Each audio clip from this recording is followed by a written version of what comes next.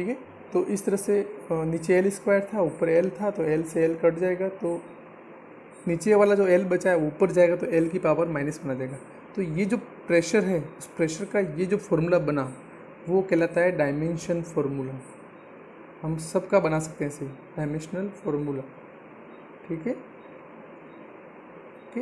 तो ये तो आप फिजिक्स फर्स्ट में आप पढ़ ही रहे हो, पार्ट फर्स्ट के अंदर, लेकिन मैं यहाँ पर पढ़ा रहा हूँ इसके अंदर और इसमें आया है, इसलिए मैंने आपको ये बता दिया। तो हम जो पढ़ रहे थे वो प्रेशर के बारे में पढ़ रहे थे कि जो प्रेशर है, pressure is equal to force upon area होता है, ये आपको ध्यान रखना है। ओके, तो इसमें जो ये डायमेंशन फार्मूला आया है, ये तो यूनिट होगी इसकी, ऐसा यूनिट, और इसी का एक प्रेशर की ऐसा यूनिट कहलाती है ये न्यूटन पर मीटर स्क्वायर, और प्रेशर का डायमेंशन फार्मूला जो मैंने आपको अभी समझाया m(L-1 T-2) कैसे आया वो मैंने आपको समझाया। ओके, अब बात ये आती है कि प्रेशर का कंसेप्ट क्या है। तो अगर प्रेशर के कंसेप्ट की बात करें तो प्रेशर को समझने के लिए आप ऐसे समझ सकते हैं, जैसे सुई होती है, सुई का जो आगे का पार्ट होता है, अगर वो उसका एरिया कम हो जाए, देखो प्रेशर का फॉर्मूला तो P = फोर्स अपन एरिया होता है, तो सुई हमको चुभती क्यों है, क्योंकि सुई का जो आगे का पोर्शन होता है वो क्या होता है, उसका एरिया बहुत कम होता है। तो एरिया जब किसी चीज़ का कम हो जाता है तो उसका इम्पैक्ट बढ़ जाता है, यानी कि प्रेशर बढ़ जाता है, समझ में आया? तो जल्दी चुभती है। लेकिन अगर सुई का आगे का जो एरिया है, जो तीखा एरिया होता है, उसका एरिया बढ़ जाए, उसकी जो टिप है, तो उसका प्रेशर क्या हो जाएगा, कम हो जाएगा, समझ में आया? तो सुई को तीखा बनाने के लिए उसके आगे का जो टिप होती है उसका एरिया क्या है, कम कर दिया जाता है, जिससे उसका प्रेशर बढ़ जाता है और किसी भी चीज़ में आसानी से वो घुस जाती है। ठीक है, एक चीज़ आपको ये ध्यान रखनी है। दूसरा एक सिंपल सा फॉर्मूला है, हम जब भी प्रेशर कैलकुलेट करते हैं साइंस के अंदर, तो हम हमेशा सी लेवल देखते हैं। सी लेवल मतलब समुद्र तल, सी लेवल हमेशा नीचे होता है, हम ऊंचाई पे रहते हैं, हम जहाँ लोग रहते हैं वो सब ऊंचाई, ऊंची जगह होती है, और समुद्र तल जो होता है वो नीचा होता है।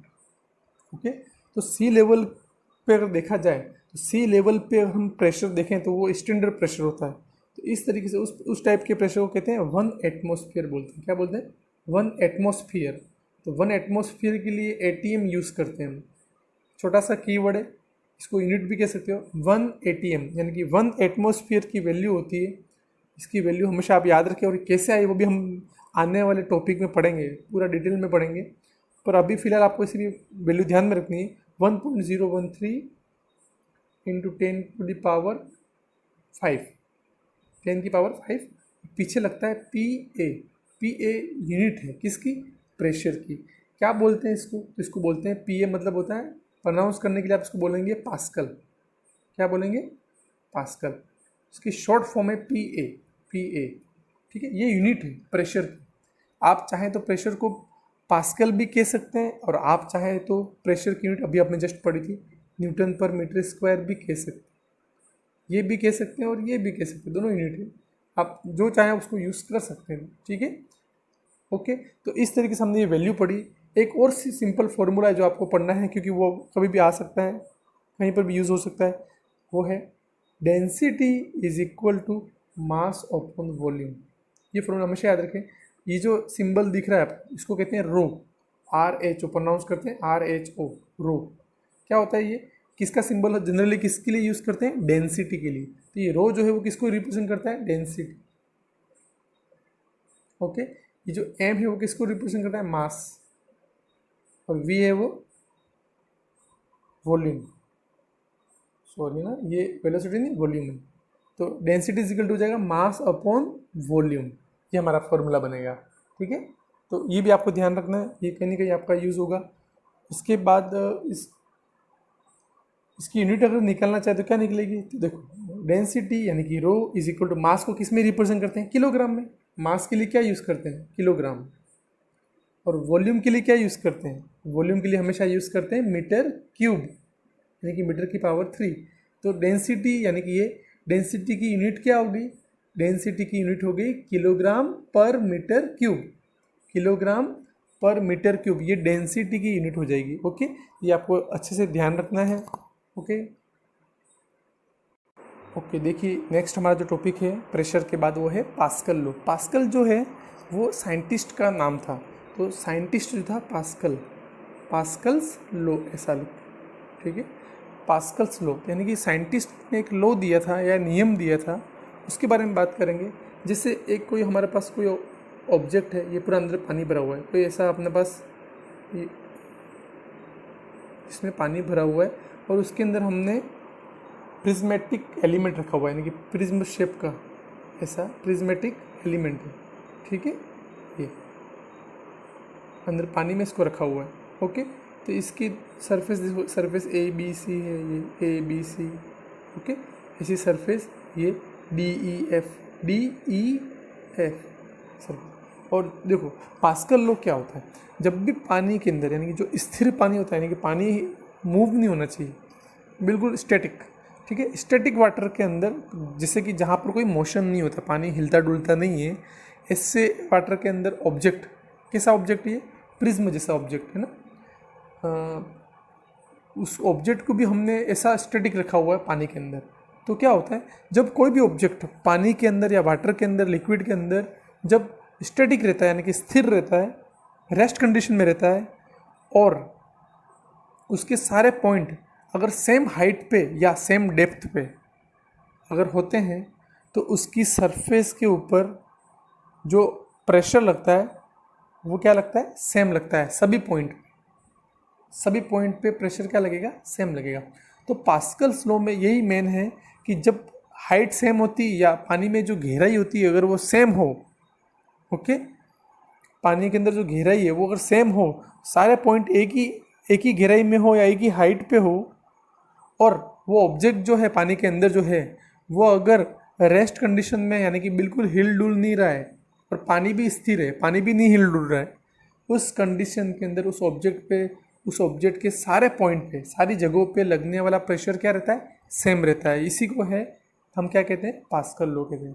तो इसको समझाने के लिए हम इमेजिन कर सकते हैं, यानी कि सोच सकते हैं कि ये जो प्रिज्मेटिक जो हमने बनाया ऑब्जेक्ट, ये सिंपल एक कोई भी चीज़ जैसे अब सर्कुलर होती है वैसे ये एक प्रिज्मेटिक है, ठीक है, कोई भी ऑब्जेक्ट हो सकता है।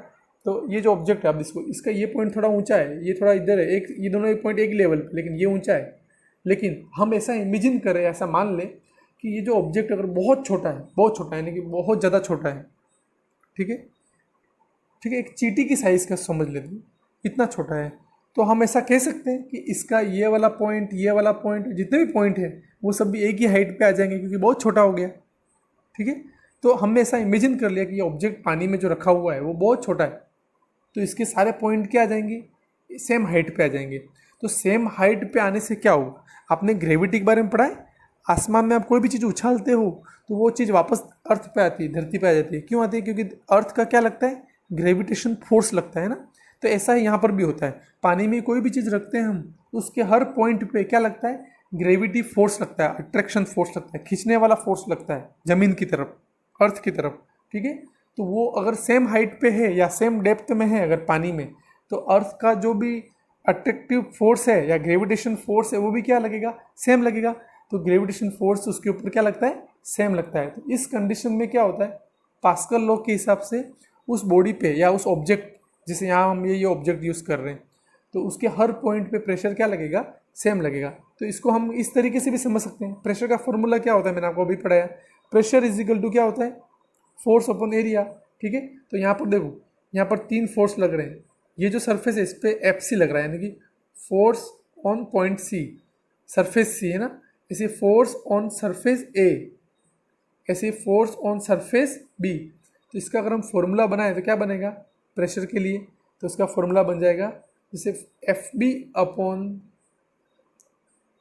ए मतलब कैपिटल ए मतलब एरिया और स्मॉल बी यानी कि सरफेस, तो सरफेस बी है ना, स्मॉल बी लिखा मतलब ये सरफेस है, बी सरफेस है, और एफ है मतलब फोर्स है, ए मतलब एरिया है, ठीक है, is equal to F C यानी कि फोर्स एट सरफेस सी, ऐसे area of surface C is equal to force on surface A upon area of surface A, ऐसा, ठीक है।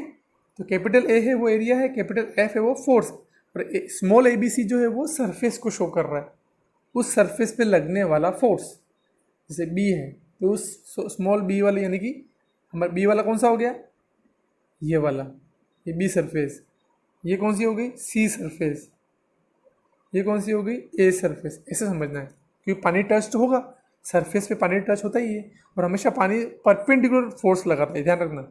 कोई भी चीज़ जब पानी में होती है तो उसकी सरफेस पे जो पानी का जो फोर्स लगता है या प्रेशर लगता है नॉर्मल लगता है, यानी कि परपेंडिकुलर लगता है, 90 डिग्री पे लगता है, ये भी आपको ध्यान रखना है। तो according to this formula we can say that, अब देखो फोर्स अपॉन एरिया किसका फॉर्मूला है, प्रेशर का, ये भी प्रेशर है, ये भी प्रेशर है, ये भी प्रेशर है, लेकिन सरफेस अलग है, ये बी के लिए, ये सी के लिए और ये ए के लिए, surface B, surface C, surface A. तो हम इसको कैसे लिख सकते हैं, और तो pressure at surface B is equal to pressure at surface C is equal to pressure at surface A, है ना। तो प्रेशर हमेशा क्या रहता है, सेम रहता है। जो मैं आपको बात समझा रहा था वो चीज़ आ गई, यही हमारा पास्कल लॉ है जो मैंने आपको अभी समझाया। उसी चीज़ को हम इस फॉर्मूले से समझ सकते हैं कि प्रेशर हमेशा क्या रहेगा, सेम रहेगा हर पॉइंट पे, ए बी सी कितनी भी सरफेस हो पर प्रेशर सेम रहेगा अकॉर्डिंग टू पास्कल।